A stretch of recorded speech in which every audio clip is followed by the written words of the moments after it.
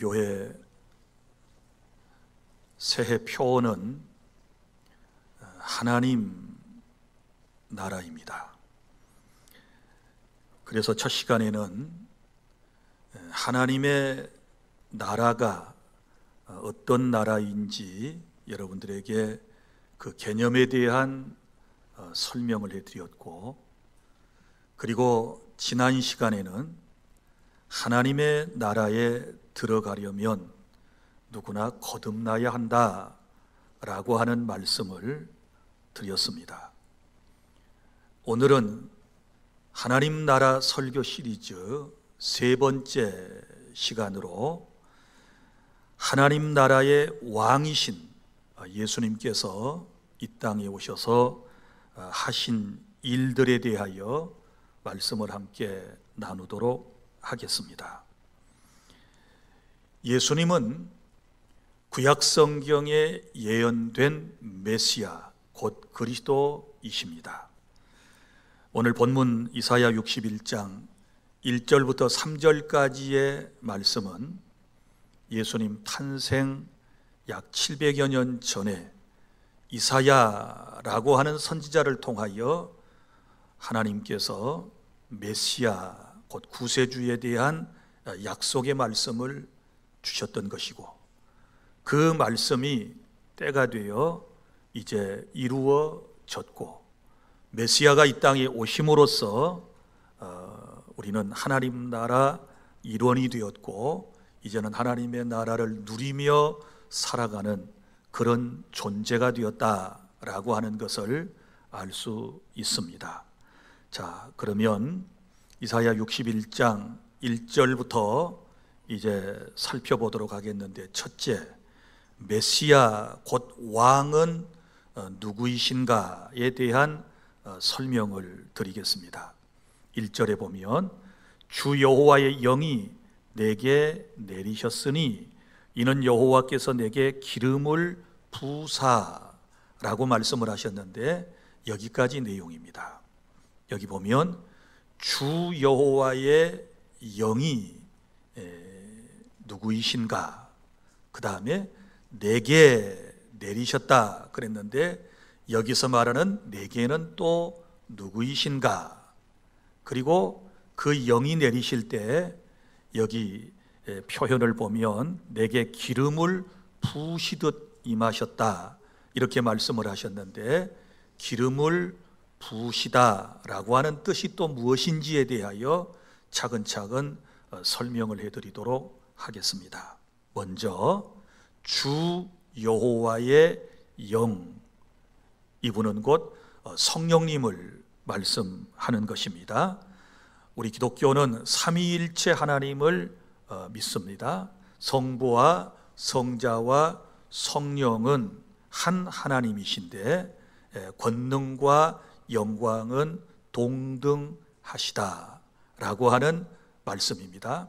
그래서 성삼위 하나님 가운데서 제3위가 되시는 성령님을 주 여호와의 영이다 이렇게 표현을 하신 것이고, 그 다음에 여기 내게 임하셨다라고 하는 말씀은 곧 성자 예수님, 제2위격을 가지신 성자 예수님에게 임하셨다라고 하는 말씀입니다.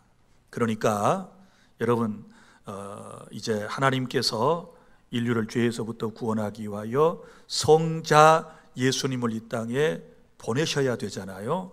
그런데 보통 어머니, 아버지와의 관계를 통해서 사람이 태어나면 원죄가 생겨요. 혈통적으로, 유전적으로 원죄가 생기게 되면 죄인 신분을 가지고 태어나기 때문에 인류를 죄에서부터 구원할 자격을 갖추지 못하는 거예요. 그래서 이제 원죄 없이 이 땅에 메시아가 탄생하셔야 되기 때문에 예수님께서 마리아라고 하는 여성에게 잉태하시게 되었을 때 성령께서 잉태케 하셨다.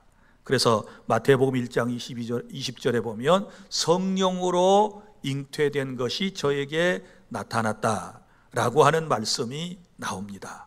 그러니까 성자 예수님께서 이 땅에 오실 때 성령으로 잉태케 하시는 역사를 바로 성령께서 하신 것이고, 그리고 또 예수님께서 이제 공생애에 들어서실 때가 보통 한 30세쯤 되시는데요, 그때에 예수님께서 요단강에 가셔서 세례 요한에게 세례를 받으실 때 그때 어떤 일이 있었는가 하면 마태복음 3장 16절에 보면 비둘기 같은 성령이 바로 예수님에게 임하셨다라는 말씀이 나오고 있습니다.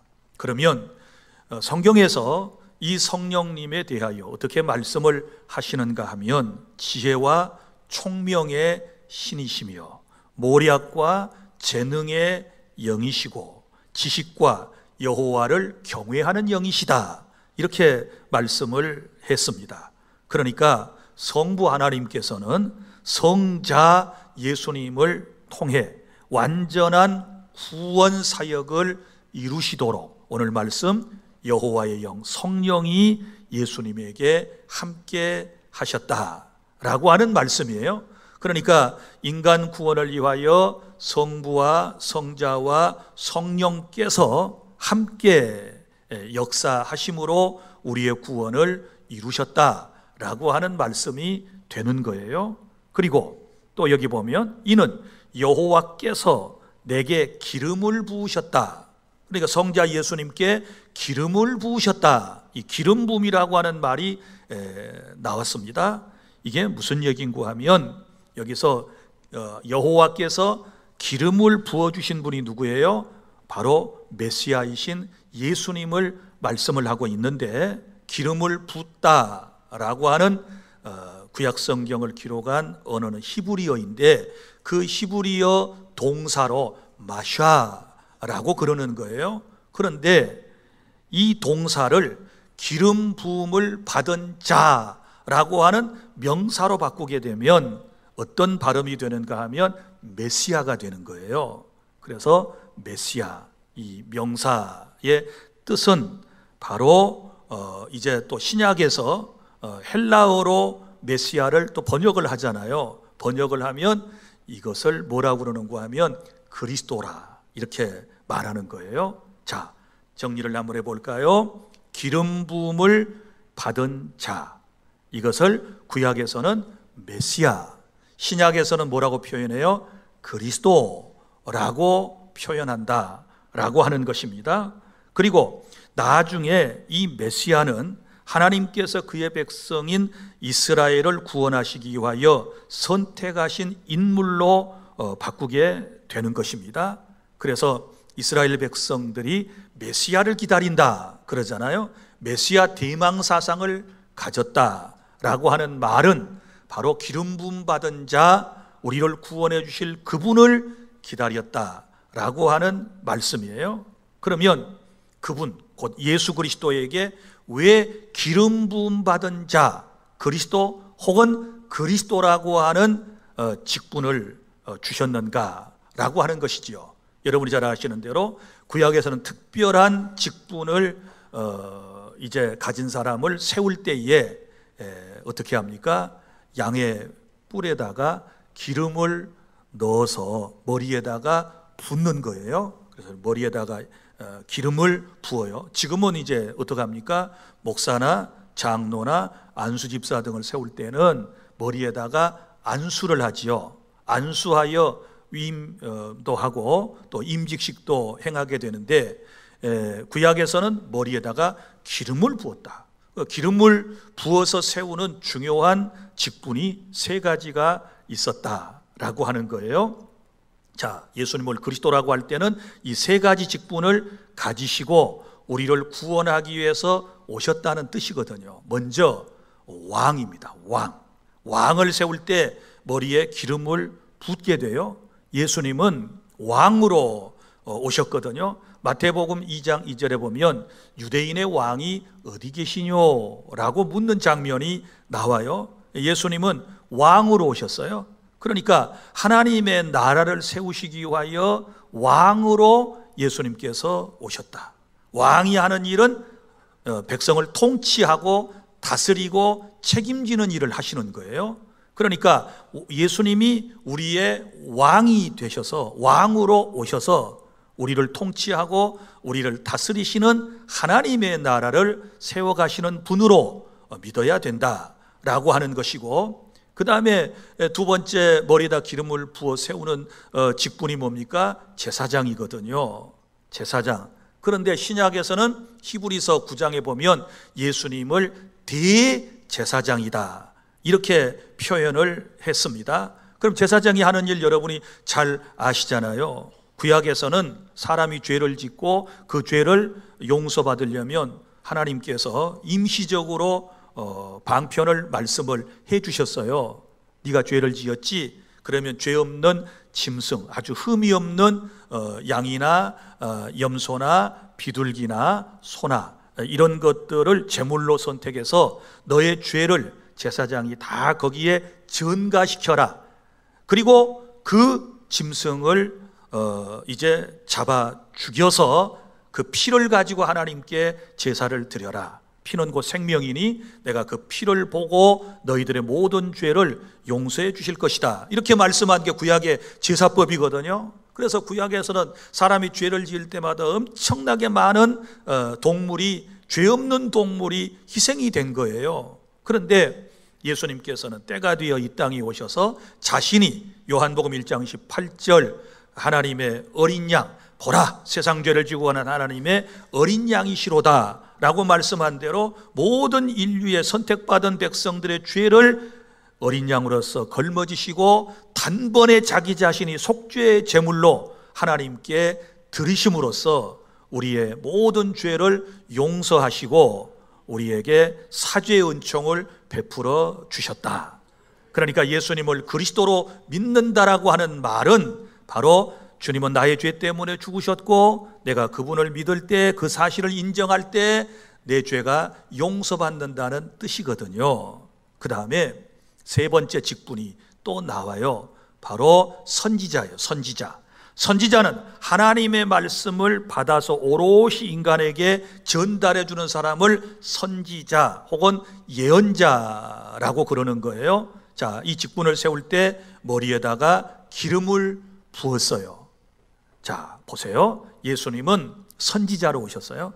선지자로 오셔서 하나님의 뜻을 우리에게 다 전달해 주셨고 또 하나님 나라의 교훈을 우리에게 가르쳐 주신 선지자이시다.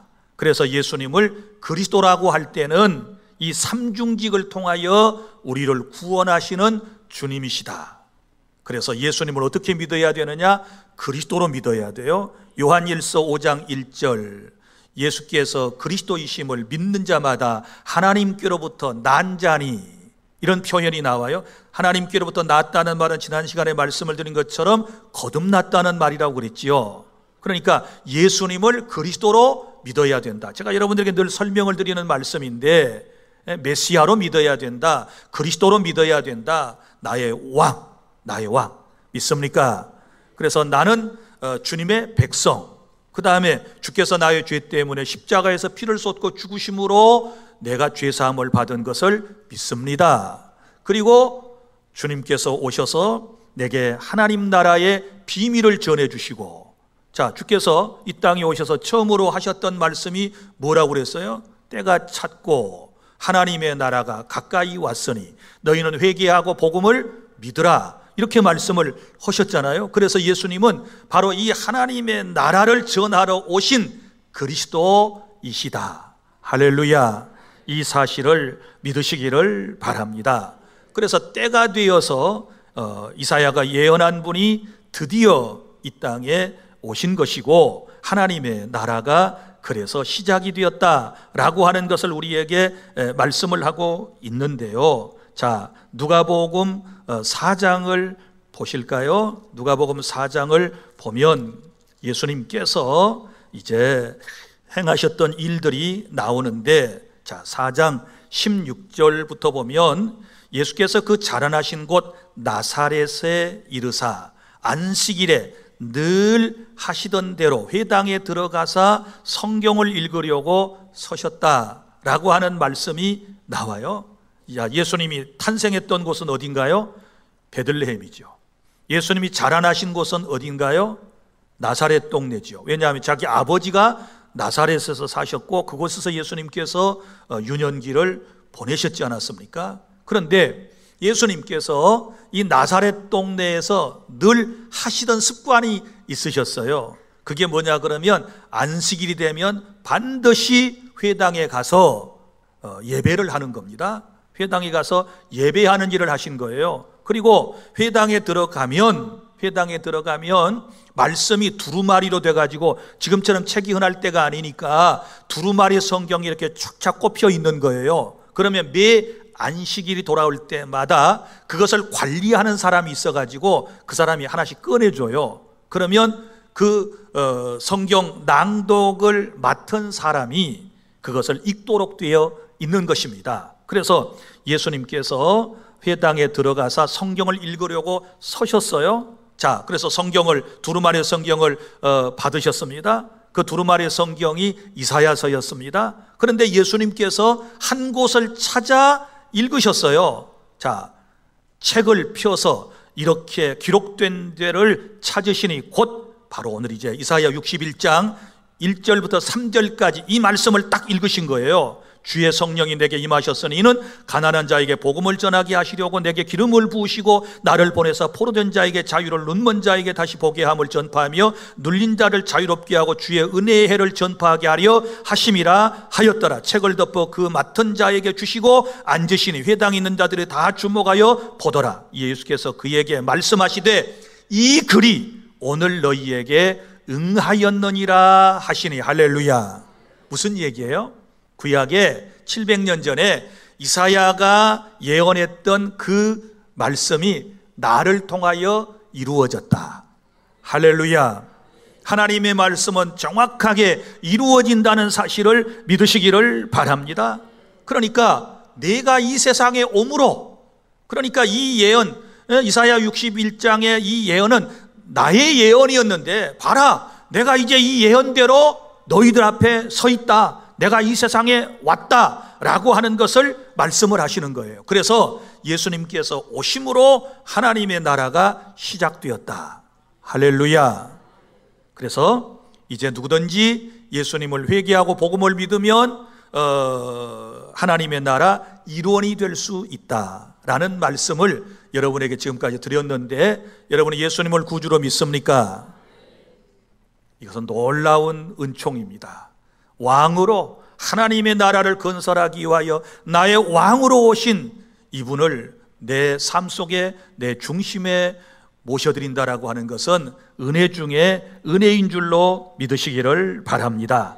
그러면 이제 둘째, 왕이신 예수님께서 이 세상에 오셔서 우리에게 베풀어 주신 놀라운 일들이 있어요. 오늘은 5가지만을 여러분들에게 말씀을 드리고자 하는데, 이것은 하나님 나라 백성들에게 주시는 놀라운 은총이거든요. 오늘 저와 여러분이 받아 누리고 있고 또 받아 누려야 하는 것이고 또 받아 누리고 있다는 사실을 여러분이 깨닫고 감사하는 그런 은혜의 시간이 될 수 있기를 바랍니다. 자, 첫째는 가난한 자에게 아름다운 소식을 전하신다. 이사야 61장 다시 1절로 돌아오시기를 바랍니다. 가난한 자에게 아름다운 소식을 전하게 하려 하심이라. 예수님은 우리에게 아름다운 소식을 전하기 위해서 오셨다. 그럼 아름다운 소식은 무엇일까? 복음이죠, 복음. 천국에 대한 기쁜 소식, 하나님의 나라에 대한 기쁜 소식이 아름다운 소식인 줄로 믿으시기를 바랍니다. 성령이 예수님께 임하시니 이 땅에 오셔서 아름다운 소식을 전하셨다. 저와 여러분도 마찬가지예요. 하나님의 성령이 우리에게 임하시면 예수님께서 하신 대로 우리도 아름다운 하나님의 나라, 이 소식을 온 세상 사람들에게 전해야 될 줄로 믿으시기를 바랍니다. 이것이 하나님께서 원하시는 교회의 모습이고 하나님께서 원하시는 세상이다라고 하는 것을 깨달을 수 있기를 바랍니다. 그런데 여기 보면 그 대상이 나와요. 누구에게? 가난한 자에게 이렇게 말씀을 했단 말이에요. 그럼 가난한 자 그러면 여러분들의 머릿속에 딱 떠오르는 게 뭐예요? 너무 경제적으로 힘들고 어려운 사람들이구나, 이렇게 생각을 하신단 말이에요. 그러나 아쉽게도 물론 그런 가난한 사람도 포함이 되지만 성경의 원문의 뜻은 그게 아니에요. 자, 여러분 가지고 있는 성경에 가난한 자 할 때 그 가짜 왼쪽에 뭐 하나 무슨 말 붙었나요? 뭐가 붙었나요? 일자가 붙어 있네요. 그죠? 그러면 그 일자는 맨 밑에 보세요. 그러면 뭐라고 돼 있나요? 겸비한 자. 그렇죠.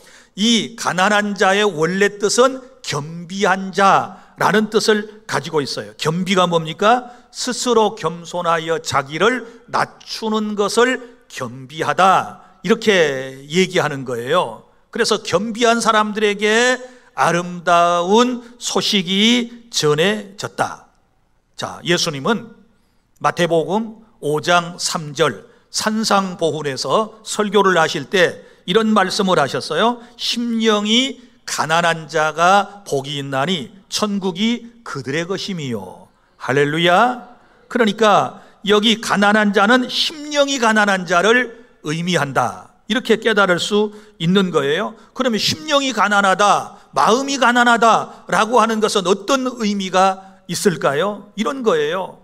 나는 죄인이며 나는 하나님 앞에서 또한 무가치한 존재임을 깨닫고 하나님 앞에 겸손히 서는, 구약의 이제 신약의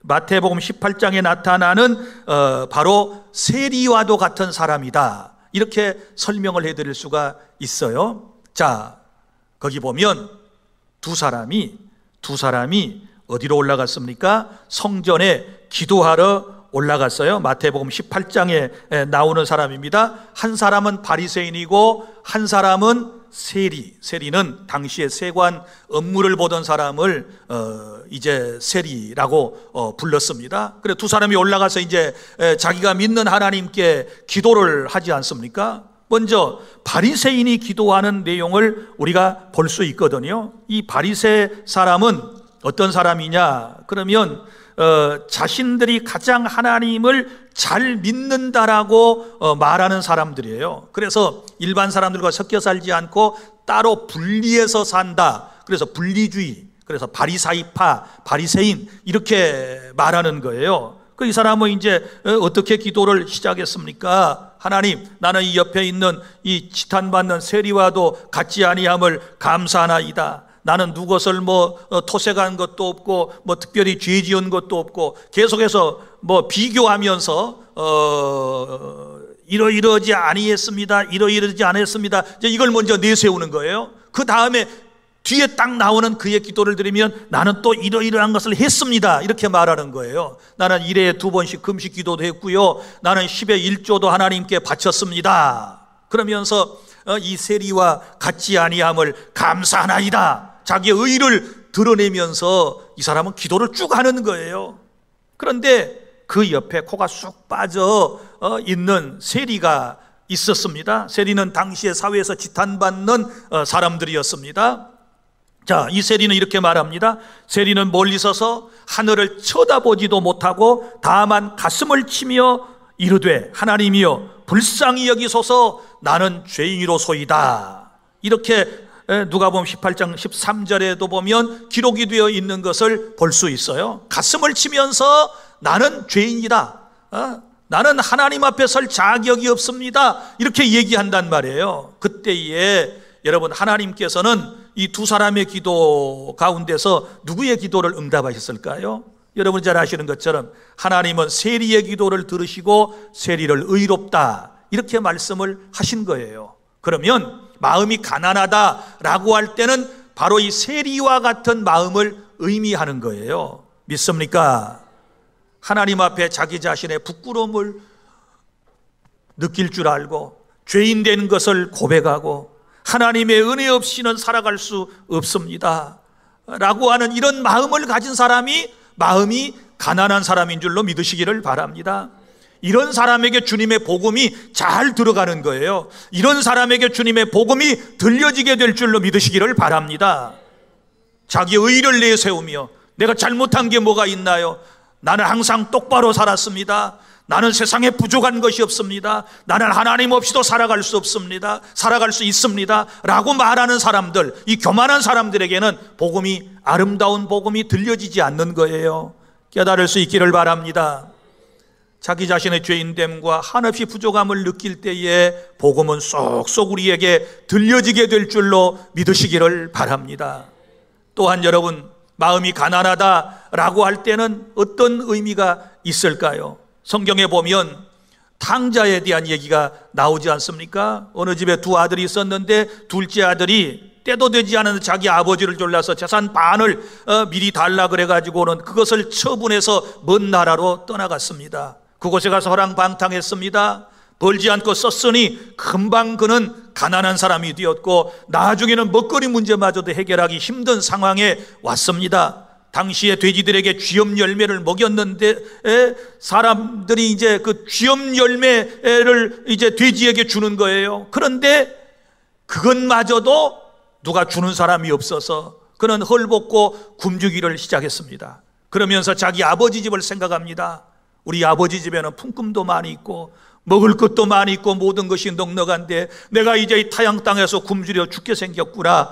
내가 마지막으로 내 아버지 집에 돌아가서 아버지에게 나의 잘못을 빌고 죽자. 그리고는 부끄러움을 무릅쓰고라도 용기를 내서 그는 일어났습니다. 그리고 자기 아버지 집을 향하여 뚜벅뚜벅 지치고 피곤한 모습으로 걸어왔습니다. 그때에 아버지는 그가 집을 나간 이후로부터 그를 기다렸습니다. 그리고는 아들이 저 멀리 오는 것을 보고 뛰어 달려가서 아들을 끼안아주고 환영해주는, 그리고 가정으로 받아주는 그런 아름다운 모습을 볼 수 있지 않습니까? 바로 이런 마음이에요. 이제 나는 아버지 아니면 죽습니다. 나는 예수 아니면 내 인생은 헛되고 헛된 것입니다. 내가 주의 품 안에 안기기를 원합니다. 내가 부족하지만, 내가 못났지만 나를 받아주세요 하는 이런 겸비한 마음을 가진 사람이 심령이 가난한 사람이고, 이런 사람에게 주의 복음이 오늘 또 전파된다는 사실을 믿으시기를 바랍니다.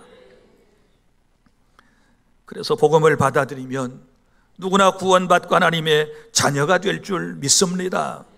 둘째로, 왕이 오셔서 주시는 놀라운 복이 있습니다. 그것은 마음이 상한 자를 고쳐주신다, 이렇게 말씀을 하셨습니다. 오늘 말씀 보세요. 마음이 상한 자를 고치며 마음이 상한 자를 고쳐주신다, 이렇게 말씀을 했습니다. 여러분, 왜 사람이 마음이 상합니까? 여러 가지 이유 때문에 마음이 상할 수 있습니다. 예나 지금이나 불행한 사건이나 큰 충격을 받게 되면 사람이 마음이 상하게 돼요. 이게 상한다라고 하는 원문의 뜻은 깨어진다, 찢어진다, 이런 표현이거든요. 여러분 보세요. 어떤 사람, 내 마음이 찢어질 것 같아요. 내 마음이 갈갈이 찢어졌어요. 내 마음이 다 깨졌어요. 깨져버리면 어때요? 담을 수 없는 그릇이 되는 거지요. 아무 말도 안 들어지요. 그릇이 안 깨졌어야 뭐가 담기든지 그러지. 다 깨진 그릇에 뭐가 잠겨요? 마음이 깨지면 말씀이 들려와요? 안 들려오지요. 마음이 찢어졌는데 들려와요? 이게 힘들지요. 그래서 주의 은혜가 필요한 줄로 믿으시기를 바랍니다. 어떤 사람은 사랑하는 사람과 사별을 통하여 혹은 이별을 통하여 마음이 깨져버린 사람이 있습니다.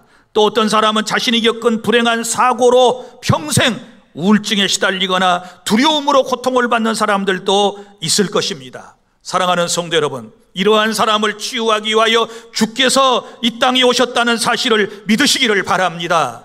오늘 주님이 우리의 마음을 만져주시면 우리가 깨끗하게 마음이 치유를 받을 수 있는 것이고, 우리가 주님의 만져주심을 경험하지 못하면 여전히 우리의 인생은 힘들고 어려워지는 것입니다. 여러분 보세요. 마음이 상한 사람들의 특징을 보세요. 모든 것이 다 부정적입니다. 감정이 부정적이고, 말하는 것이 부정적이고, 행동하는 것이 툴툴거리는 부정적인 것만 드러나는 것을 볼 수 있습니다. 마음이 깨어지면 항상 염려 걱정이 생기지요. 어떤 염려 걱정이 생길까요? 남들이 나를 버릴까봐 두렵지요. 나를 갈까 봐서 두려운 것이지요. 내가 외톨이가 될까 봐 두려운 것이지요. 여러분, 이거 다 마음이 깨져서 그런 거예요. 왜 이런 마음이 됐을까요? 이것은 인간이 에덴 동산에서 하나님의 말씀에 불순종하고 하나님을 떠날 때부터 이런 이제 상처를 마음속에 안고 살아가게 되는 거예요. 여러분, 교회 안에서도 집에서도 보면 다 사람들이 이래요. 요즘 사람들, 내 마음의 상처를 너무 입었어요. 네? 부부간에도 마음의 상처를 서로 입었다고 그래요. 남편은 아내는 남편을 탓하면서 서로 상처를 입었다고 그래요. 교회 안에도 마찬가지예요. 나 누구 때문에 상처 입어서 나 교회 못 나가겠어요? 누가 나한테 상처를 줬어요? 자꾸 그러면서 이제 자기는 상처가 없는 것처럼, 상처를 주지 않은 것처럼 그렇게 이제 표현하는 분들이 있는데, 제 얘기를 좀 들어봐요. 쇼펜하우에가 쓴 고슴도치라고 하는 이야기가 있습니다. 거기 보면 어느 겨울 아침 고슴도치 한 쌍이 추위에 떨다가 더 이상 견딜 수 없게 되자 서로의 체온으로 몸을 데우기 위해서 서로 안기로 했습니다. 그러나 꼭 껴안을수록 따뜻함을 좀 느끼긴 했지만 서로 돋친 가시가 서로를 찔러대고 그들의 몸에는 상처만 남았다는 이야기입니다. 여러분, 이럴 때 여러분은 어떡하시겠어요? 홀로 있으면 너무 춥고 함께 안아야 되겠는데, 같이 있어야 되겠는데, 따뜻함을 체험하기 위해서 껴안으면 껴안을수록 상처가 더 찔려와요. 더 아파요. 더 아파요. 이것이 인생이에요. 이것이. 이럴 수 없고 저럴 수 없는 이런 상황 가운데 인생이 지금 다 놓여 있다라고 하는 이야기입니다. 그러니까 사람이 가까운 사람일수록 서로 상처를 주거니 받거니 하는 거예요. 깨달을 수 있기를 바랍니다. 여러분은 사랑한다는 명목으로 누군가를 꼭 껴안지만 상대도 찔리고 여러분도 찔려요. 이게 인생이에요. 그렇다고 해서 사랑을 하지 않을 수도 없는 것 아니고 우리는 사랑을 실천해야 되잖아요. 이게 인생이에요. 그러니까 나만 상처받았다 그런 말이 이제 하지를 말아요. 여러분은 상처 안 줬습니까? 껴안으면 껴안을수록 남의 폐부를 찔렀잖아요. 그리고 자기만 상처를 받았다고 그래요. 사랑하는 여러분, 그래서 사람은 적절한 거리를 두고 살아야 할 존재, 그러면서도 서로 사랑해야 할 존재, 이게 얼마나 그러니 인생이 힘들고 어렵겠어요. 우리 이런 세상을 살아가요. 그러면서 지금 상처투성인 인생들이 다 지금 이곳에 모여 있다 그 말이지요. 상처투성이에요. 그거 다 자기만 아파서 죽겠대. 사랑하는 여러분, 이런 인간의 형편을 아시고 여러분의 형편을 아시고 우리 주님께서 상한 마음을 고쳐주시기 위하여 오늘도 성령으로 우리 가운데 임재하셨다는 사실을 믿으시기를 바랍니다. 주님이 내 마음을 만져주시지 않는 한 나는 절대로 상한 마음을 치유받을 수 없다는 사실을 여러분이 기억하시기를 바랍니다. 그리고 절대 책임 전가하지 마세요. 전가하지 마세요. 그럼 남만 탓하지 말아요. 여러분이 지금 아프고 있는 거예요. 여러분이 아프니까 그런 말을 하는 거예요. 그때는 주님의 손길을 기다려요. 주님께 도움을 요청해요. 하나님, 저 좀 만져주세요. 그리고 내가 상처 준 상대도 좀 만져주세요. 하나님, 우리를 치유해 주세요. 이렇게 기도하는 것이 옳은 기도인 줄로 믿으시기를 바랍니다. 셋째, 왕이신 예수님께서 오셔서 하나님 나라 백성들에게 자유와 해방을 선포해 주시는 것입니다. 오늘 본문에 보면 포로된 자 그리고 갇힌 자라고 하는 표현이 나오는데, 이 포로된 자와 갇힌 자는 누구를 말할까요? 물론 육신적으로 감옥에 갇혀 있고 또 이스라엘 백성들이 바벨론 땅에서 70년 동안 바벨론 포로 생활을 한 것도 포함되지만 여기에는 더 영적인 깊은 뜻이 있으니 죄와 그리고 사망의 세력, 사탄의 세력에 의해서 얽매여 살아가는 사람들을 말하는 것이고, 특별히 이 죄의 세력에 얽매이게 되면 죄의 종이 되잖아요. 죄에게 붙잡히면 죄를 지을 수밖에 없는 그런 존재가 되는 거예요. 또 영적으로 사탄에게 붙잡히게 되면 어떻게 될까요? 영적으로 육적으로 다 내 삶에 고통이 생기기를 시작하는 것입니다.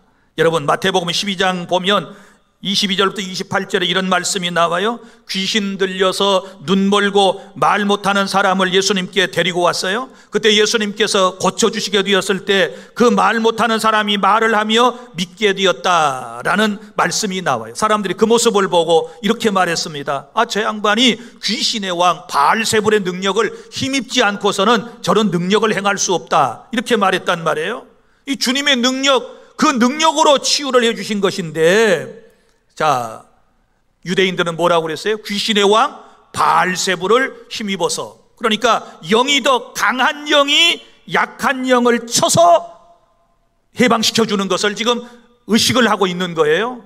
자, 그때 예수님께서 이렇게 말씀하셨어요. 누가복음 12장 18절, 그러나 내가 하나님의 성령을 힘입어 귀신을 쫓아내는 것이면 하나님의 나라가 이미 너희에게 임하였느니라. 할렐루야.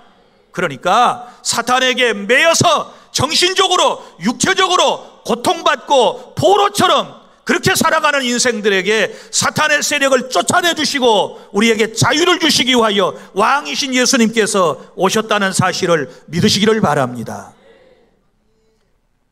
여러분 보세요. 성경에 보면 마태복음 17장에 한 아이의 모습이 나와요.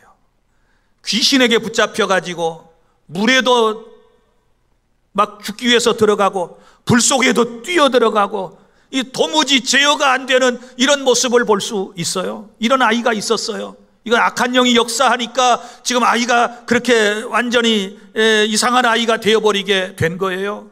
예수님께서는 그 모습을 너무 안타깝게 보시고 주께서 명령하셔서 사탄을 내어 쫓으시니 이 아이가 곧 온전하게 된 줄로 믿으시기를 바랍니다. 자녀 때문에 인생이 힘드십니까? 자식 때문에 고통스럽습니까? 예수를 만나게 하십시오. 주께서 오셔야, 주님께서 그 아이에게 임하셔야 그 아이를 붙잡고 있는 악한 영은 떠나가게 될 것이고 진정한 자유를 그 아이는 누려서 영적으로 육적으로 건강한 사람이 될 줄로 믿으시기를 바랍니다.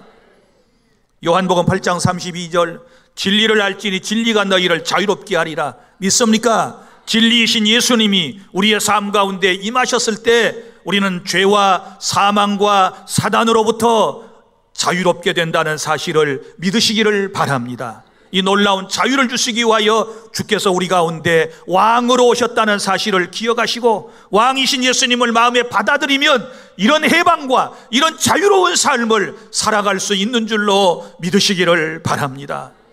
수많은 사람들이 사탄의 노예가 되어 있습니다.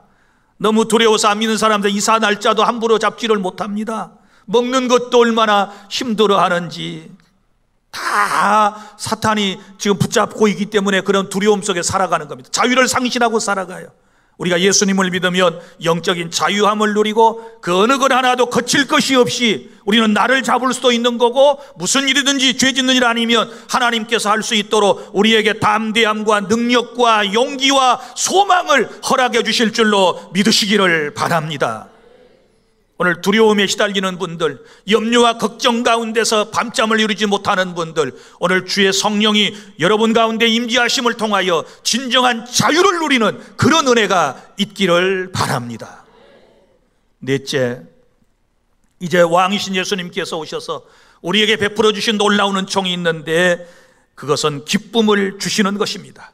2절 말씀, 여호와의 은혜의 해와 보복의 날을 선포하며 이렇게 말씀을 하셨는데요. 자, 우리 신약에서는 예수님께서 읽으셨던 말씀 가운데 보복은 빠져 있고 거기는 은혜의 날만 있어요. 그러니까 주님이 오셨을 때, 메시아가 오셨을 때 우리는 은혜이지만 믿지 않는 사람들은 보복, 그 심판을 받게 된다는 뉘앙스가 지금 있는 이 본문이거든요. 자, 여기서 먼저 은혜의 해와 이랬는데 은혜의 해는 무엇을 의미하느냐? 구약의 희년을 의미해요. 희년. 기쁠 희자, 기쁨의 해를 의미해요. 이걸 주빌리라고, 주빌리, 이 기쁨이라는 뜻이거든요. 이 희년이라는 뜻이거든요. 회복이라는 의미를 담고 있습니다. 그래서 이스라엘 사람들은 레위기 25장 10절에 근거해서 50년마다 이 희년이 도래하게 돼요. 50년마다 한 번씩 돌아오는데 이때가 되면 세 가지 놀라운 특혜가 제공되는 것입니다. 첫째는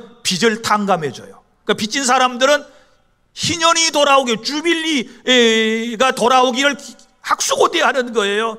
빚더미에서 헤어나오지를 못하는데 희년만 돌아오면 빚을 다 탕감해줘요. 그 다음에 노예들도 마찬가지. 두 번째는 노예를 해방시켜주는 해예요. 노예 다 풀어줘야 돼요. 그러니까 노예들도 이 날을 기다리는 거예요. 이 해를 기다리는 거예요. 그 다음에 세 번째는 이제 땅을 돌려받을 수 있어요. 힘들고 어려워서 토지를 팔았는데 이때에는 이제 다시 자기 땅을 돌려받을 수가 있는 거예요. 그러니까 가난한 사람들이 이 해를 기다리는 거예요. 그런데 여러분, 메시아가 오셔서 은혜의 해를 선포하셨다. 메시아인 예수님께서 오셔서 내가 은혜의 해를 선포한다. 빚진 사람은 탕감받으리라. 노예는 해방될 것이다. 팔았던 땅들은 되돌려받을 것이다. 이렇게 말씀을 해주셨으니 그래서 이스라엘 사람들이 이제는 기쁨의 해이다, 이렇게 말하는 것입니다. 사랑하는 여러분, 영적으로 예수님은 이 땅에 오셔서 죄로 얽매인 사람들, 사망의 싹을 완전히 치러주시고 사람들이 지고 있는 죄의 짐을 완전히 벗겨주신 줄로 믿으시기를 바랍니다. 그래서 누구든지 복음을 받아들이면 이런 기쁨을 누리게 되는 것입니다. 그래서 예수님을 믿는 사람들, 이 복음을 진실로 이해하고 복음을 마음속에 모신 사람들은요, 기뻐야 돼요. 지금 이 얼굴 말고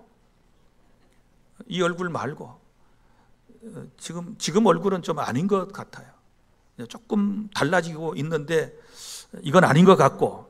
자, 여러분, 이제 저와 여러분은 희년을 맞이한 사람처럼 신앙생활해야 될 줄로 믿습니다.